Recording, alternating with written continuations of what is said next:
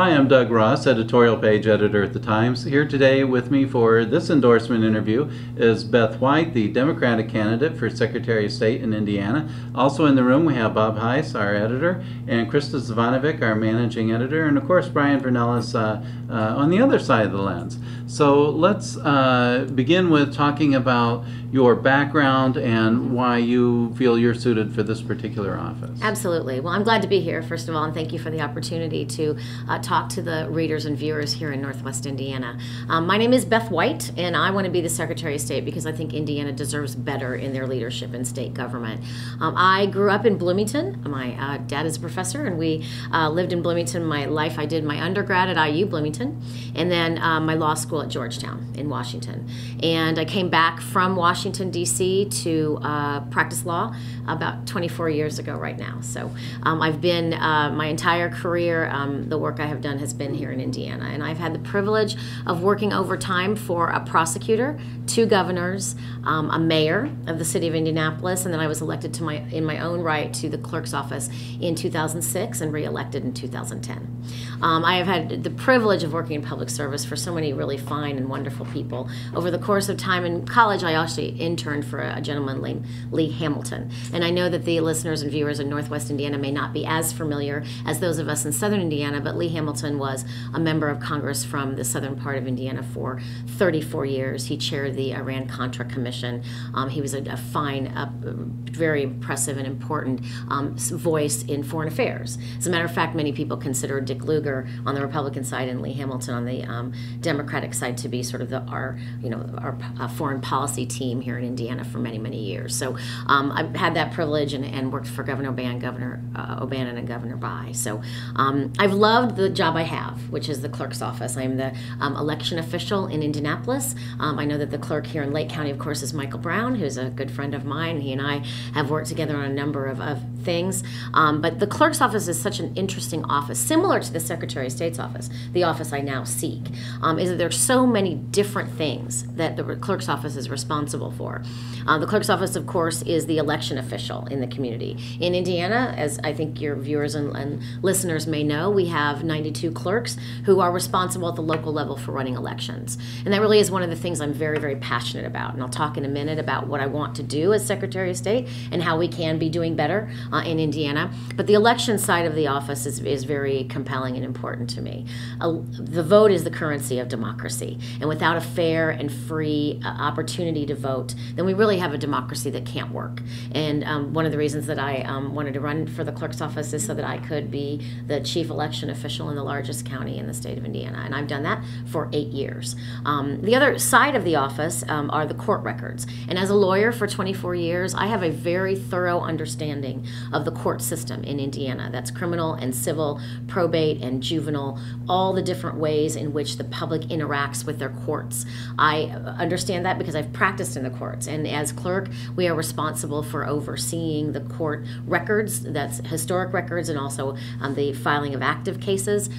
In Indiana, we have some of the things I've done as clerk I've been really proud of, including working on our mortgage foreclosure problem. You know, Indiana, during the downturn in the economy, had a significant mortgage foreclosure problem. And so I decided on my own initiative that one of the things we could do was reach out to those homeowners who were having foreclosure filed against them and provide information to them. Because what I saw happening was that people who were facing foreclosure had stopped opening their mail, the bill collecting had been coming, and so people were really in a situation where they needed help, but they didn't necessarily know where to go for help. So we partnered with the state on their mortgage foreclosure initiative so that we could get information to the homeowners in my community. And it's one of the small ways, but an important way, that we can utilize the court system in a proactive way. And in a minute, I'll talk about how I want to do that in the Secretary of State's office. The other thing that the clerk's office does, or lots of other things, we're the fiscal agent of the courts, which means if you pay fees, fines, judgments, any sort of payment into the court, you do that to my office, where we are the trustee, essentially, of all and in Marion County, that's millions and millions of dollars. And we have done a really good job of keeping track of those resources and of that money and making sure that it goes where it needs to go. The final thing that we do in the clerk's office is marriage licenses. And it's been one of those things that typically doesn't get very much attention, but recently it actually has. And that's been, it's been a lot of fun. It's been a privilege for me. I love I'm pro-marriage. I think marriage is great. It creates strong families, and it's one of the things that we've been proud of. So like the Secretary of State's office, the clerk's office has a lot of different responsibilities. We have a huge staff. There are 150 full-time equivalent positions in the clerk's office. There are literally millions and millions of dollars flowing through the office every year. Collecting and paying out child support, another thing that we do, very important. The state has over time taken over more of the child support functions. But really, the office in a county that interacts with more people than any other office is the clerk's office. Whether those people be voters, child support payers or payees, people receiving child support, people filing court cases, jurors who are coming in to serve in that capacity in the community, people who are paying fees and fines. I mean, if you find a person in our state who hasn't gotten a speeding ticket or any sort of traffic ticket, I'll be surprised. Most people, that happens to them, and they do that through the office of the clerk. And so that's another way that we are able to, people don't necessarily consider me serving them when I'm making them pay their traffic ticket, but it is an opportunity. We've done a lot of good in the office, providing better online functionality for paying those fees and fines, making sure we can do it by phone, something that we initiated in our community. People from out of state in particular who are traveling through our state, we are the crossroads of the country. You've got tremendous interstate highways here in Northwest Indiana, but if you think about lower in Indianapolis, 70, 69, of course we're building a new 69 highway, 65 comes through as well. People from out of state need to be able to access the government in a convenient way. And we've done that, and I feel very proud and very good about that. So I've loved being clerk. It's a terrific privilege to be a part of county government, but I want to be the Secretary of State because I want to take some of those principles that we've worked on, good customer service, access to information, empowering the public to utilize their government in a better and more effective way. I want to take that and implement it in the Secretary of State's office. Okay. And one thing we should say about the Marion County Clerk's office is that's where a number of lawsuits of Yes. statewide importance That's right.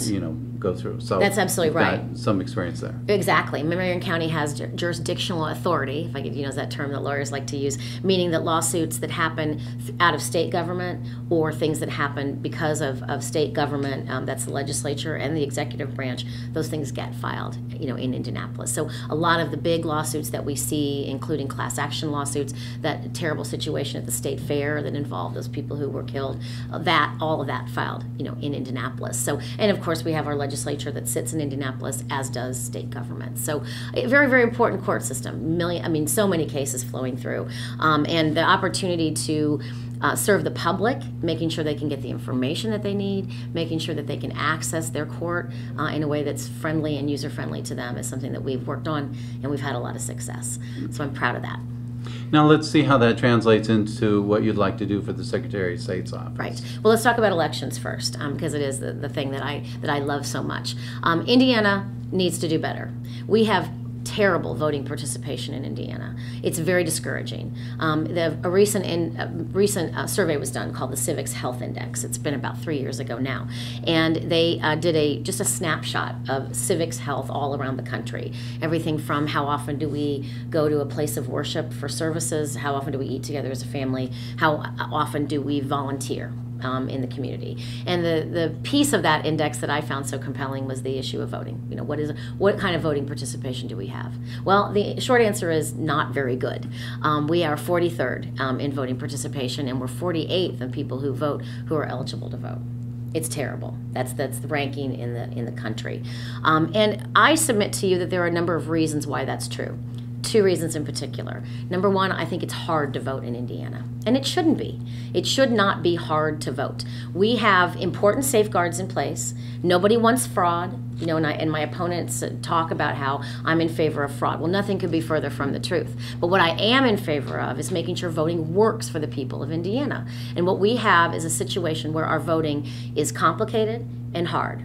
And in a minute, I'm going to talk about these documents I have sitting next to me. I'm going to talk about those in particular. The second reason I believe that people don't vote in Indiana is because I think they are disillusioned with their government. And I think this happens over time when people of Indiana don't feel that their government is listening to them. And part of that is because we don't have competitive districts. We have a situation, as you know, where we have supermajorities for one political party in the legislature. We have one Democrat statewide office holder, and that person was elected in 2012. That's Superintendent Ritz. Everything else in the State House is controlled by one political party. And that's because we have a redistricting and a reapportionment process that I don't think is fair. And one of the things I advocate is that we change that.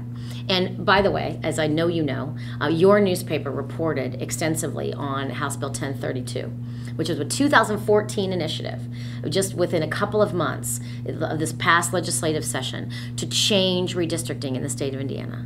And it got through the House overwhelmingly.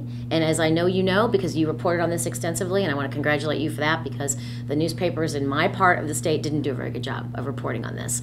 And we know that this initiative to create a nonpartisan redistricting commission, which has been really the move all around the country to take redistricting away from the people whose job it is to run for those offices. You know, that the term that we use is that the legislature picks their voters and not the other way around.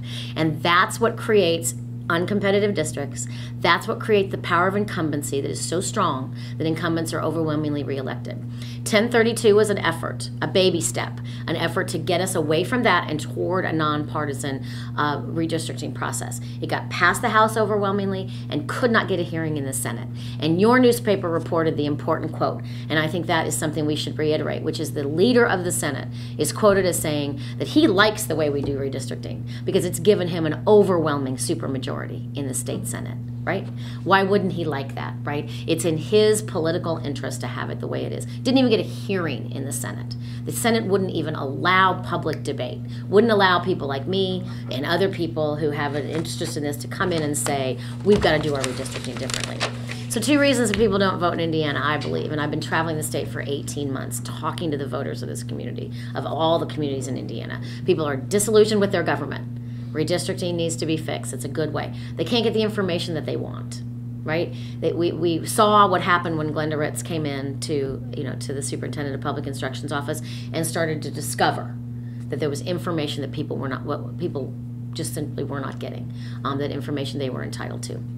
Second reason, it's hard to vote. So let's talk about that. Indiana has, along with 2 other states in the country, the earliest poll closing time in the country. That's 6 p.m. That needs to change. That's a baby step. Why are our polls closing the earliest of any state in the country? We have seen over time in my community the need for flexible voting options, and the people of Indiana deserve flexibility in their voting. Early poll closing times disproportionately impact single parents, people with non-flexible jobs. When I go around the communities, and I do this a lot, and I talk about voting, and I say to the group, and I'm going to say to the 4 of us sitting here, I know you would wait all day to vote. I know that you would do that. I would wait all day to vote. My husband would wait all day to vote. He has a job. I have a job. You have jobs that are flexible. And we know that not everybody in the state of Indiana has that. We know that people with non-flexible work environments, people who are dealing with their kids, who have to get to the daycare, right? I have a 5-year-old little boy. Thank goodness he just started school. But it was $1 a minute at the daycare if we were late. And after 10 minutes, we were in big trouble. And that's a 6 o'clock, right? That's 6 o'clock, and that doesn't work for everybody. We have rules for voting by mail. Another way in which we need flexible options. We have what I call fault absentee by mail, which means you have to meet a category. The categories can include you're over 65, you're working your permanent job or your primary place of employment all 12 hours, right? If you are a 12-hour shift at your job, if you work instead from 7:30 to 6:30, that's not 12 hours, so that criteria doesn't match for you. If you're sick or confined to your home, there's a list of reasons, but that doesn't apply to everybody. Why can't we, like most states in the country, allow anybody to vote by mail if it works for them? You can vote in person early if it works for you for no reason or any reason. So why not mail? This is a baby step, and this is something that every year since I've been paying attention in the legislature, we've tried to get this changed. Every single year. It's had a good hearing in the House and the Senate. Again, the Senate will not pass this very, very basic change. We need expanded early voting. We need to make it easier for voters to vote on the weekends and in the evenings. In my county, because I'm in charge of the hours for early voting, I decided that we would have extensive evening and weekend hours. In 2008 was a watershed year, of course, the Obama-Hillary primary, of course, and then the open presidential seat. Watershed year for early voting. We had 93,000 people in my community vote early. 93,000. That's more than most counties vote for the entire election. We started our evening and weekend hours about 10 days out, and we started being open from 10 until 5. Well, they started lining up earlier than that, so we started staying open from 8 until 5. And the lines were really long in the evening, so we started staying open until 8. And then we said, okay, well, if you're in line, no matter how late it is. So we were voting from 8 a.m. until 10 p.m. Now, that was hard work for us, and that was a lot of work for my staff, but that's not what we're there for. We're there to make voting work for the people of my community. And I'll tell you this, it is not true in every county. What we have are patchwork rules. We have different counties making voting available. Let's talk about Lake County. Your county does a great job, and I want to congratulate the Clerk Brown and the election operation here in Northwest Indiana. They have a great aggressive satellite voting opportunity. Satellite voting, which is expanded early voting. There are 5 locations here in Lake County. 3, I think 2 in North County, 1 in Central County, and then a couple, 1 in South County. Well, good for you, right? That's terrific. That's an opportunity for everybody, no matter where they are, to avail themselves of early voting. Let me contrast what's going on in my community. My community cannot have satellite voting because the Republican member of my election board will not vote for it. And that's the law. They have a veto against early voting, expanded hours and locations in my community. They've exercised their veto. The people in my community don't have it. And that's unfortunate, but I also think, how can it be legal that the good folks in Northwest Indiana, specifically in Lake County, have 5 locations for early voting? We have 1. How can that be true? Well, that's what the law is. I recommend we change that and make early voting more accessible for everyone in the entire state of Indiana. Let's talk about some other things that we need to do to moderate elections or to make elections work. Right here I have in front of me the election code and the campaign finance manual. Okay, this right there is what you have to read and understand in order to understand how elections work. Now, good luck. I've been a lawyer for 24 years, and I read this book right here, and it makes my head hurt, okay? This campaign finance... That's surely not bedtime reading. Right, you know what? Okay. Well, it puts me to sleep, so it could. It very well could. This is the campaign finance manual. This is intended to help candidates, all different kinds of candidates. I'm running statewide, but this is also available for people who run for school board, for township advisory board, for state legislature, for city council, for county commissioner. This is very, very complicated. And my staff does a yo person's job, and I know Mike Brown's does too, to help people understand what the heck this says. People want to follow the rules. They do. I know that's true. But what we have are rules that are contradictory and too complicated. We just recently went through a recodification of our criminal code. And I was a prosecutor for 3 years early in my career. And I enjoyed that work. It was very, very interesting. We were long overdue 20 years ago for recodification of our criminal code. When I was working as a prosecutor, we all recognized that needed to be done. Well, it took us a while, but we just finished it. And what it was a broad-based effort. Prosecutors, public defenders, legislators, sheriffs, people who interact with the criminal code as it relates to who's in their jail. Everybody in the community came together and said, we need to do this. Where's the effort to reform this? We need an effort to reform this. There are ways in which this contradicts itself. For instance, school board elections. Depending on the kind of school board that you have, whether you're a consolidated city or a first-class city or a metropolitan school district or I don't even know what, they're all different kinds of school districts. Well, the code, the election code, has not kept up with the way in which we've changed the way our school districts are organized. So if you want to figure out what kind of school district you are and what kind of election rules you have, good luck, because they don't correspond. And it's nobody's fault. It's just that we've changed the school district rules. We haven't changed the election code. And it gets more complicated every year. The Secretary of State should take some leadership in changing the way our code is organized. Another example, there are campaign finance deadlines. We, as a statewide office candidate, I'm a candidate statewide office, we have 2 campaign finance deadlines within a week of each other. And that's only because we didn't change the old deadline when we put in a new deadline. And that's fine. I'm not against campaign finance disclosure. As a matter of fact, in Marion County, we put campaign finance documents online for the first time ever. I believe transparency is important. I want to follow the rules and I want to meet the deadlines. But there's unnecessary work being done by candidates and by members of the community because this needs to be reformed. So those are some of my ideas. Let's talk about getting young people involved. One of the things the Civics Health Index told us was that we have very bad voting participation in Indiana. But we also know that the demographic between 18 and 25 is the worst demographic of voters. The older you are, the better you are about voting. And the younger you are, the less likely you are to vote. So one of the things I did, because I was concerned about this, was instituted a program in our high schools in Marion County. I'm very proud of it. We won an award from the Association of Counties. It's been replicated in some places, and my suggestion, what I would like to do when I'm elected, is to replicate it for everywhere statewide. Some things the young people tell me about why they don't vote is they don't know how. You know, I grew up in a household where you turned 18 and you got registered to vote, right? And I suspect that all of us did too. Well, we've got young people in my community, and I suspect all communities all around the state, who don't have that tradition in their communities, in their family. They, grandma, mom and dad, maybe they don't vote. Young people need to learn how to vote, and then they need to be given the opportunity to register to vote. One thing that I want to congratulate the previous Secretary of State, Todd Rokita, is now we have online registration. That only came into state of Indiana about 4 years ago. Young people like to register online. Young people like to do everything online, but they don't know how. They don't know how that works. So we started this curriculum. We've been to 28 different high schools in my community: public, private, charter, all kinds of religious and non-religious private schools. And we have registered 3,400 young people to vote in my community. I'm really proud of that. We take the equipment.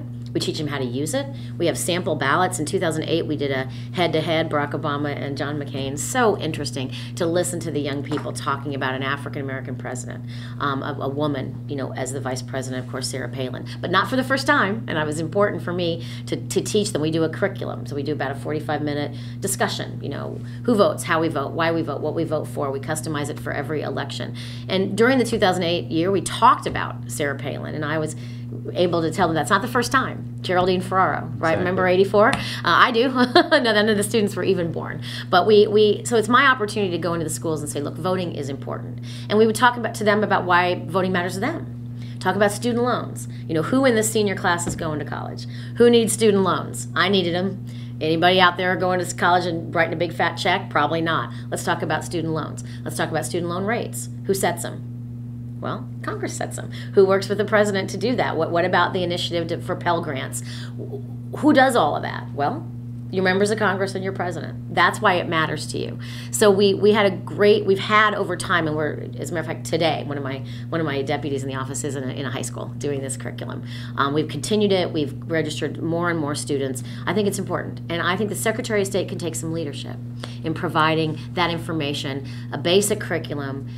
In Marion County, we have, I said we've been to 28 high schools. I think there are 30 high schools altogether. So I feel good about the coverage we've gotten. Most counties don't have that many high schools. I know that here in Lake County, you've got quite a few. But I go to counties where there are 2 high schools, 1 high school, no private high schools at all. How hard would it be to go teach the seniors? Right? I mean, partnering with organizations like the League of Women Voters or the Chamber of Commerce or the Rotary Club, getting community groups involved in this initiative. It doesn't have to fall directly on the clerk, of course. I mean, the clerks are busy. But there are other groups. There are college groups, if there is for instance, in Valpo. Valpo has a law school, right? And there are young law students who would, I think, love to go to the high schools and to teach a civics class about voting. These are the things that I think we need to focus on. Expanding access, making voting work for the people of Indiana. We have bad participation, and I think that's unfortunate, but we've got to do better. I wonder about the campaign. Now, 57 days. Yes, I think, yes. But are you going to be on stage together? Is there a forum set up? How are you doing your campaign, to get this word out and all the messages? Well, disappointingly, there have been requests from both of us to appear together, requests to do joint appearances, or I don't know if we would necessarily call it debates, but I've been more than willing, and my primary opponent, the Republican opponent, has not agreed. I think that's disappointing. I think it's important for the people of Indiana to understand this office. I mean, one of the big hurdles that we've faced is people say to me, well, what does the Secretary of State do? And I want to thank you for providing this opportunity for us to talk about it, so that people of your region and your area can know and understand. So there's a public education piece of that, but I also think elections are about choices. And people ask me all the time, are you going to be negative? Are you going to do a negative campaign? No, I'm not. What I'm going to do instead is talk about the choice the people of Indiana have. My opponent was not elected to this office. We have 3 statewide office holders right now. As of a week ago Friday, most recently, we had another Republican statewide office holder resign. So we have 3 people running for statewide office, none of whom were elected. Now, in my case, it's because the person elected in 2010 was convicted of 7 felony counts, including vote fraud. So the person I'm running against was appointed, and I want to talk about my experience, my ideas, what I have done as clerk of the largest county as far as elections are concerned, about customer service, making the government work for the people of my community. I think people deserve to make that contrast. Elections are about choices, and the choice that they have is between the 2 of us. Actually, there are 3 of us. There's a Libertarian candidate as well, and they ought to be able to make that choice. And the only way to make a good choice is information. And I believe that a joint appearance between the 3 of us would be a good way. And I've been willing, and she has not. So I'm disappointed about that, but I'm going to continue to use the time and the energy I have to get the word out about my campaign and my ideas. For the benefit of the viewers, we should point out that we did try to get your Republican opponent as well as your Libertarian opponent to appear at the same time, and the Republican opponent declined. So. Yes, I understand. And that's been the theme, which I think is unfortunate. But be that as it may, I have really enjoyed the opportunity for the last 18 months that I've been working on this campaign to be around the state. A lot of people think, those of us in Indianapolis feel like Indianapolis is sort of the center of the universe. And that's not true, and that's not fair. And I have spent a lot of time out in other parts of the state. I grew up in Bloomington, so I'm from southern Indiana. I was telling my staffer on the way up here that we've been burning up 65 back and forth, and spending a lot of time up here. We were here on Friday. We went over to Valpo, for the popcorn festival. We've been around this part of the state because I believe that state office holders ought to represent everybody. And that's one of the things I'm so discouraged about, that we have 3 people who were not elected to these offices, because in one case we had a convicted felon who had to be removed. The other 2 were simply people who decided that they didn't want to serve anymore. As recently as a week ago Friday, the treasurer of the state of Indiana just decided that his own pension was more important, right, than serving out the last 4 months of his 4-year term. And I think that's unfortunate. I have been office holder in Marion County for 8 years. And before that, I worked for Mayor Peterson for 7 years. And we worked hard to serve the people of our community. And I think that's what we deserve in a statewide office holder. Okay, fair enough. One thing we've focused on the elections quite a bit, but we should talk about the business side. Of course, Absolutely. The Secretary of State's office has a major role in regulating and registering businesses. Absolutely right. Yes, and some of my ideas include being an advocate and a place where people can get assistance in starting businesses. I recommend, and I'm advocating for, an entrepreneurial advocate. We know that businesses started in Indiana grow jobs. They are the single greatest driver. I mean, we hear an awful lot in the press about companies and factories and that sort of thing. But statistics tell us that small businesses start more jobs and they create more wealth for people. And so what we ought to do is not just let people register their businesses and say good luck to you. The Secretary of State's office ought to be a connector, a way for people to get access to resources. And those resources are available, including the chambers of commerce or the economic development organizations all around the state. There ought to be a way to connect people starting a business with those other resources that are available. The other thing that we ought to have, and I hesitate to say, there's a website, right? Because websites are great, but they are a passive way to get information. You have to know where to go, and you have to know what you're looking for, right? So when people come to the Secretary of State's office to start their business, we ought to be actively providing information to them about where they can go to get help. The other thing that the information, currently there is a database. But the database, if you've ever used it, and lots of lawyers use it, lots of people in your business and the media use it, it's not at all user-friendly. You have to know the exact name of the business. You can't search by year of incorporation. You can't search by county of incorporation. There is no cross-reference for women-owned or minority-owned or veteran-owned businesses. If you wanted to find out in your county, let's say Porter County, who were the women, minority, and veteran-owned businesses who were doing various work in your community, you can't find out in the Secretary of State's office. That website does not help you with that. You can't find out how many businesses were incorporated in your county last year. You can't find that out in the website.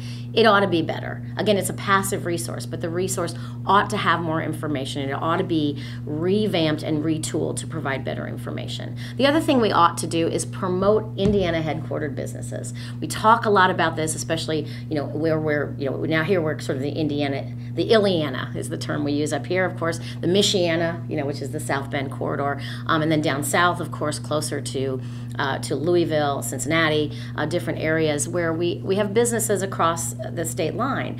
But we ought to be promoting Indiana businesses who pay taxes, who employ people. And if you're getting government contracts, you ought to be an Indiana business who is supporting Indiana. And there ought to be a way for the Secretary of State's office to play a role in that. And I advocate for that, something that we're currently not doing. The other thing the office does, which I think is really important, is securities enforcement. So let's talk about that. My plan to protect Hoosier rights, which is the third platform of my plan, talks about the securities enforcement area. And I've done a fair bit of research about this. I am a lawyer. I have been for a long time, and I have lots of friends who practice against this particular, let's say against people who have interaction with this particular aspect of the office. We need to do better.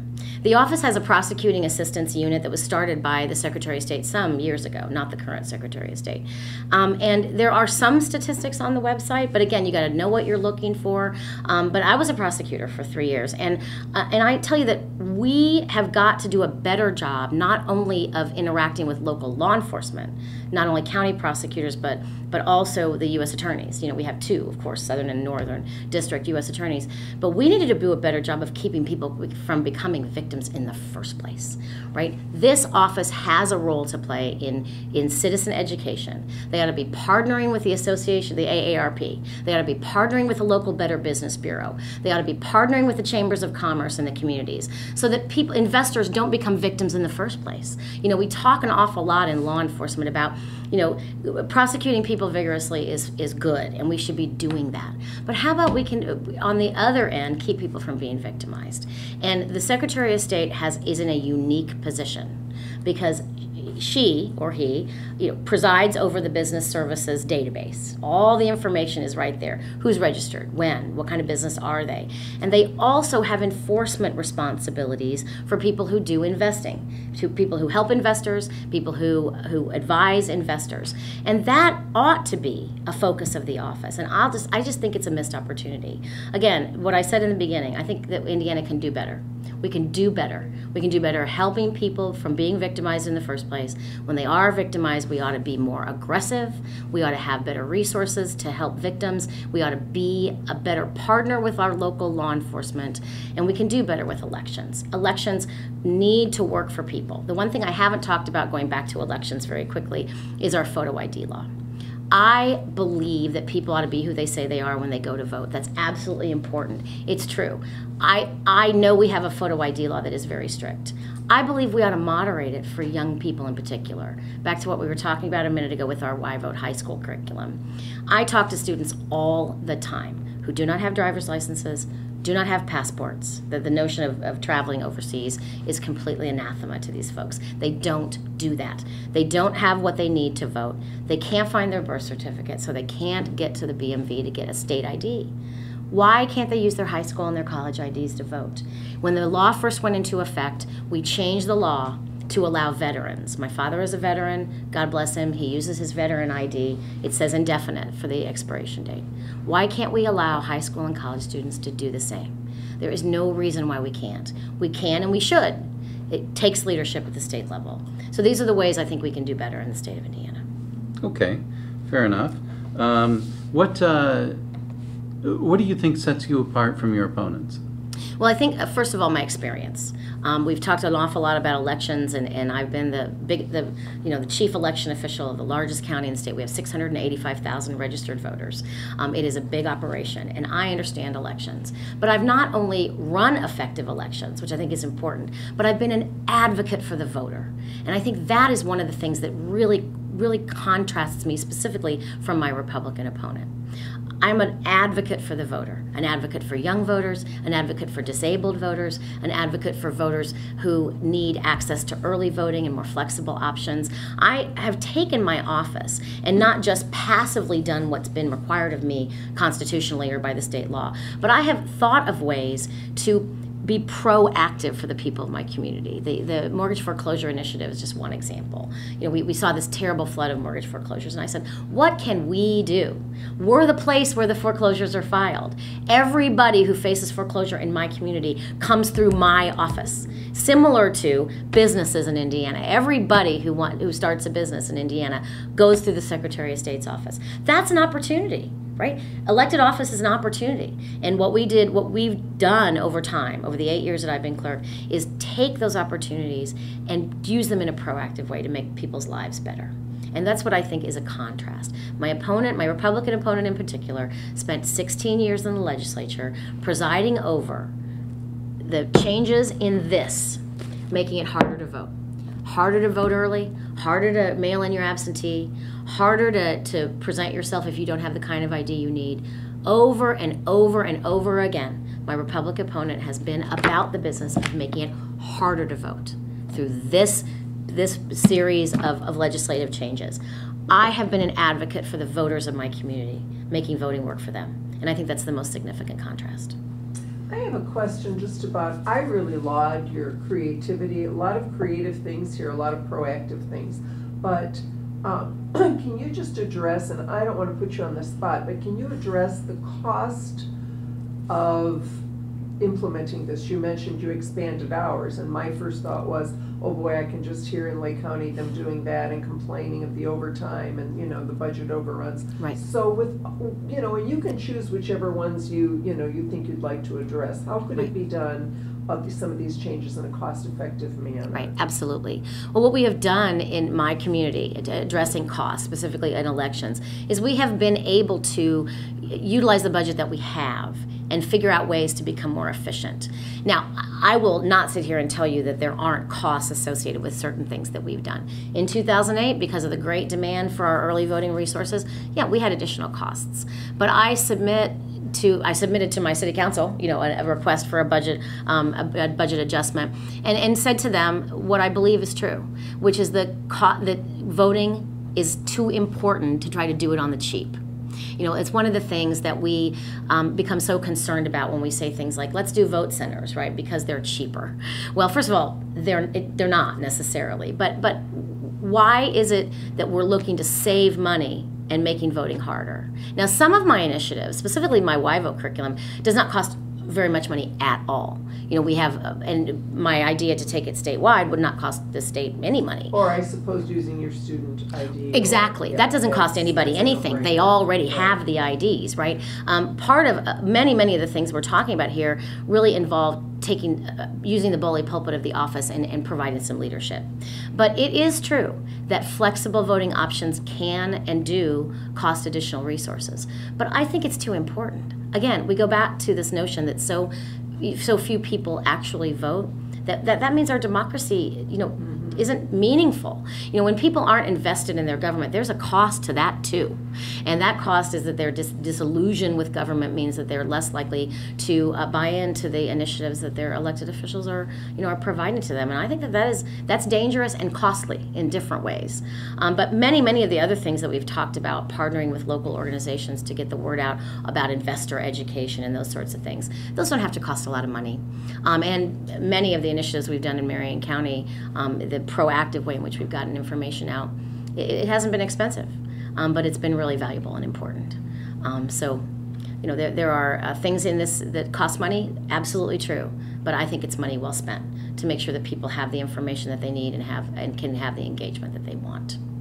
The thing that you didn't ask me, which I thought you were going to, so I'm going to answer it, is how do we get some of this through the legislature, right? That may be something that that was my next question. That's occurring to you. Well, there you go. There you go. Doug was there. So I'm going to just go right ahead and talk about that. There is no question that many of the initiatives that we have done, that I recommend here at the statewide level, would require legislative action. And I think that's great. You know why? Because that means we would have a public discussion and a debate about these initiatives in the legislative arena. I've been the co-chair of the Clerks Association Legislative Committee for the last couple of years. I've been over at the legislature every single day it's in session. I've testified in every committee that's been relevant, not just on elections, but on other clerk-related matters as well. I know my way around the legislature. And now it is not a surprise or a secret to any of you that my political party doesn't have very much authority in the legislature right now. But be that as it may, we have been successful in working with the legislature in a bipartisan way to get some of our initiatives, the Clerks Association, through. In addition, we have a Republican mayor in the city of Indianapolis, and we have had for the last 6 years. I've been clerk for 8 years, so I've had a Republican mayor longer than I haven't. And we have worked well with the Republican administration on the things that we have done and the things we've tried to do. Because good government, is not a partisan issue. And I welcome the opportunity to go to the legislature and talk about common sense changes to our election code, to our campaign finance code, so that people can comply with these laws. I think the legislature, same as the clerks, people want to comply. We don't want to create a structure that is so complicated that people can't navigate it, and people see this and say, forget it, I'm not going to run for office, right? Only people who are constitutional lawyers are able to run for office. I don't think anybody wants that. So I welcome the opportunity to go over to the legislature, as I've been doing for 8 years as clerk, and talk to them about what I believe needs to happen. Some of what I've proposed, much of what I proposed, I don't need legislative approval. I can just do that with the power and authority that the Secretary of State has. Okay. Bob, any other questions? I think, Krista? No. Okay, well, that's good, because I'm afraid that's about all the time we have. Okay, I understand. Beth White, Democratic candidate for Secretary of State. I'm Doug Ross, editorial page editor. Thank you for viewing.